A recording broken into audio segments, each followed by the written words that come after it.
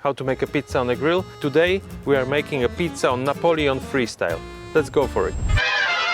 How to make a pizza dough, check the link above me, and a little bit of mozzarella. And let's see what I did with Napoleon Freestyle. First of all, we have to use the round stone. We cannot put the big square one because we want to keep the heat below the cover. This cover is cheap, let's be honest.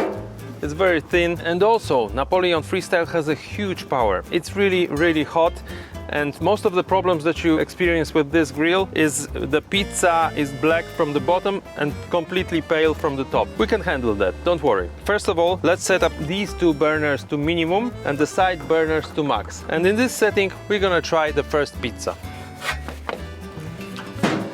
And now I leave this pizza for 3 minutes. After 3 minutes, we'll know exactly what's going on with this grill. It wasn't really 3 minutes, it was more 5 minutes because the grill was still not very hot. Let's see how the pizza looks after this time.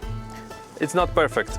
Let's see, the bottom is quite okay, but the top is still a bit pale. I will show you how to fix it. First of all, we have to take this pizza out of the grill, and now we have to put something that we call the hat on the grill. This will help us keep the really high temperature close to the stone. It really should help make another pizza. Let's do another one.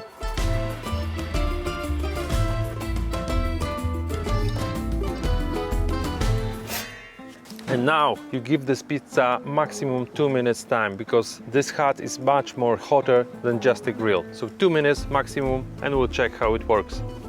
Let's check the pizza. Well, I think the difference is quite significant. I don't even have to say anything about this. It's enough just to take a look at the pizza made without the hat and with the hat. This is the best way to fix cheap grill and make perfect pizza on it. Guys, see you next time. Let me know what other grills you want me to check with the pizza.